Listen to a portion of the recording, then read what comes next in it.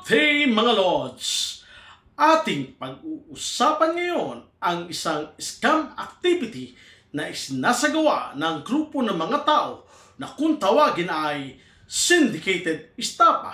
Ito ay nasa ilalim ng Revised Penal Code at Republic Act 8799. Ang syndicated estafa ay paggamit ng panluloko o mga pamamaraan na wala sa realidad. Ito ay isinasagawa ng at least 5 katao. Ang vlog na ito ay ayon na rin sa request ng ating isang kaibigan na walang iba kundi si Rendon Labrador na isang sikat na Facebook personality. Kung kaya masasabi natin na isang cybercrime of syndicated estafa ang krimen na ginawa ni John Carbonilla, sapagkat kung totoo ang paratang sa kanya ay gumamit siya ng computer at internet upang makamit ang isang syndicated estafa. At dito ay nasangkot pa ang isang sikat na cryptocurrency magnate na si Marvin Favis na isa ring social media influencer.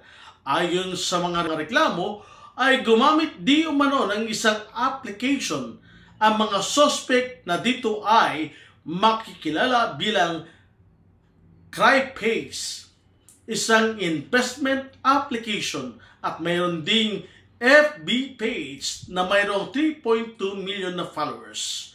Ayon sa isang complainant, ay gumamit ang mga ito ng fake DTI at nagpakita pa di umano ng madaming bank accounts na may maraming laman.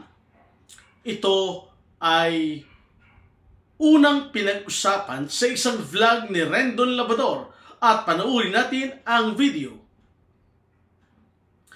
Ano palang trabaho mo, brother? Supervisor po ako sa isang BPO company. Okay. First time mo ba ito manloko? May scam? Actually, sir, pangalawa na. Pangalawa na? Okay. Huwag ka na pumangatlo, ha? Anong tawag doon pag pangatlo na? Engot na po. Engot na, okay. Sabi nga nila lumapit kay Tulpo. Sabi ko hindi po kayo iaano ni Tulpo. Sabi niya mga bobo kayo. John Carbonilla, magtago ka na. Magkano po yung nawala sa inyo? Total of 200K din. Million po, sir. 250. 30 po. 200,000. Grabe, ang laki. Bakit kayo nagtiwala na ibigay yung ganong kalaking amount sa kanya? Gusto ko pong tumalon dito sa 3rd floor talaga. Nako. Kasabwat ba si Marvin Favis dito sa illegal scam ni John Carbonilla? Hindi kami titigil, hahabulin ka namin. Hindi mo dapat gastusin yung pera namin, pinaghirapan namin yun. Yo, what's up? Rendon Labrador here. Kumusta po, Pilipinas? Ngayon po ay pag-uusapan natin ang isang issue ng scam ng isang nagngangalang John Carbonilla. Ang pangalan ng app na ginagamit nila ngayon ay CryPace. Ito po ay isang public awareness. Paano niyo po ito nalaman? Actually po, nag-observe muna po kami. May isa akong friend na data analysis din, tapos nagdigdig siya, tapos sabi niya sa akin na parang ito, okay to, kaso lang yung ibang platform hindi okay kasi nga hindi kilala kung sino yung may-ari. Pero ito ngang CryPace, nagla-live kasi siya daw sa TikTok, tapos may gagawin siyang office. Tapos sabi ko, sige, try muna natin din na i-observe ng 1 week kung halimbawa may mag-payout. So, nakita po namin na mayroon namang nakapaglabas, tapos ang daming mga, lalaking mga pera eh. Mismo si John yung minessage ko. So sabi niya, ma'am, okay dito. Tapos ang kinagandahan dito, kapag ang nilagay mo is 50,000 above, maglalabas sila ng PDC, tsaka contract. So may assurance ka talaga about dun sa company, sabi niya gano'n. Ngayon ma'am, to confirm, hindi nyo na makontak kahit isa. Pati website nila, wala na. Wala na po. Simula po nung nalaman, di nag-post ka. Tapos, in-screenshot yun, pinusin sa GC. May mga, doon, syempre may mga dami account na kasabot nila eh. Doon na na-delete, kasi okay pa po siya ng whole day.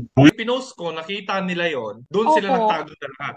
Yes, nag-delete na sila, tapos yung ibang GC, pinost din nila, parang hindi mo na ma-retrieve, hindi ka na makaka-scroll, yung mga backread, pinastop na din po nila yung pati yung page, pinastop na din po nila yon.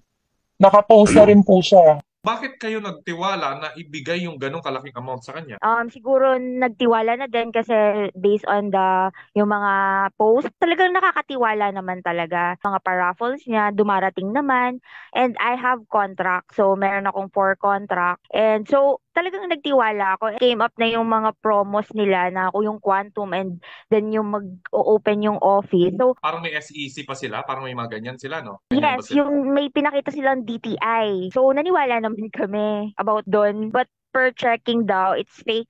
Fake yung SEC niya? DTI fake? DTI, yung may mga nagko-comment pong members na fake daw, pina-check daw nila yon. GC ko lang din nakita na yun nga daw, it's fake daw yung DTI na yon. Pero ito para sa mga nanonood, awareness din. Kahit legit yon, kung mali pa rin yung tao, i-scamin pa rin yung pera ninyo, wala rin kayo magagawa. Kasi marami ngayon, ma'am, na kahit SEC pa yan, nang scam pa rin. Minsan nga, yun yung ginagamit nila para mas makuha yung tiwala ng mga potential na lolokohin nila. Ilan ang miyembro nyo pala, ma'am? Yan sa niya? Sa page po namin, sa FB page po, 3.8K po. Kaya po nag-celebrate ng 3,000, nagparapol pa po siya nun. Anong niraffle niya? Mga air fryer, TV, may mga pera pa po. Tapos, pag nagpasok yung invite mo ng malaki, may points po yun. Kada 1,000 po may 1 point. Tapos may mga rewards po siyang na nakalaan doon. Kunwari po 80 points na po yung sayo, meron kang earpads. Sa 100 po, Apple Watch. Pero Tapos, yung raffle niya, binigay niya naman, nakita nyo? Yung mga raffle po, opo. Bago pa po kasi ako pumasok, may naka-receive na po ng iPhone. Tapos parang nagreklamo na, parang second hand kasi po, may rami daw pong gas-gas. Grabe.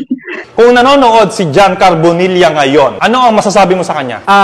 Para kay John Carbonilla, alam mo bro, malaanghel yung itsura mo pero hindi ko akalain na sagad sa buto pala yung kademonyohan mo. Isipin mo na lang, yung isang kaibigan ko sa Taiwan, 240,000 yung pinasok niya. Pangpakasal nila yun sa February, tapos kinuha mo lang ng ganun. Kaya malas mo lang, pinakita mo yung mukha mo. This time, malakas yung loob namin kasi may mukha ka Actually, yung ibang kapamilya mo, na-access na namin. Hindi kami titigil, hahabulin ka namin. Hindi mo dapat gastusin yung pera namin, pinaghirapan namin yun. Yung tao na yon, yung John nga na tinatawag, nagpa-picture sa akin. Ilang beses, parang twice Kasi yata. nakikita ko doon sa picture, eto, papakita natin, parang close kayo Yung pormahan niya parang dumikit sa'yo na parang ka-close Parang ganun Actually, first time ko lang siyang nakita. Nakakita ako sa Facebook, parang investment group yun Okay. Na pinopost ako na parang partner daw ako o mentor nung John na yun. Sabi ko, uy, teka muna, hindi ako partner. So, nag-comment ako, nag-post ako sa group na sabi ko, guys, nagpa-picture lang sa akin yan, hindi ako connected dyan.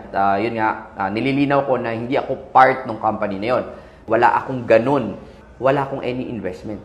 And hindi ko rin kilala yung John na yan, yung nasa picture, okay? Ayon dito kay OFW, na nagtiwala siya dito sa Crip Ace na pagmamay-ari ni John Carbonilla dahil daw nagla-live daw sa Facebook at pinakitaan daw sila ng 3 bank account at nagcha-charity. May mga ginagawa silang charity at yun ang ginagamit nila para makuha ang tiwala, lalong-lalo na ang mga OFW. Isa po itong public awareness sa lahat po ng ating kababayan na nagtatrabaho po abroad. Na hindi po porket nagla-live sa Facebook, hindi po porket madaming bank account yan, hindi po porket nagcha-charity yan, ay mabuting tao po yan. Mag-ingat po kayo. Ako po ay nananawagan ngayon sa lahat po ng taong may impluwensya sa mga government agencies. Hanapin po ninyo itong tao na ito at imbestigahan ninyo. Ang hiling ko sana, para mas mapabilis natin itong masugpo, itong mga panloloko dito sa internet, gusto kong higpitan natin ang SIM registration. Okay? Higpitan po natin yan. Tulad ng mga online lending at iba pang pangloloko online. Yan ang tingin kong solusyon. Tapusin natin to. Makikipagtulungan ako. Gamitin nyo ang platform ko para magpakalat ng awareness sa mga kababayan natin para maiwasan na po ang mga ganitong sitwasyon. Pangalawa, Sana magkaroon po tayo ng isang ahensya dito sa internet na mas mabilis makapagreklamo. Kasi online na nga yung manluloko, dapat online din yung magrereklamo. At sa lahat po ng biktima, huwag po kayo mag-alala at makikipagtulungan po ulit ako sa mga government agency para matigil na po ang mga ganitong gawain. Ang aking paalala sa publiko ay huwag agad-agad maniniwala sa mga taong kausap lamang sa social media. Pag-aralan niyo mabuti ang pagkatao nito at huwag agad maniniwala sa tinatawag na pangakong too good to be true. Ito pong muli si Attorney Russell Mirflor. Pag-utusan niyo.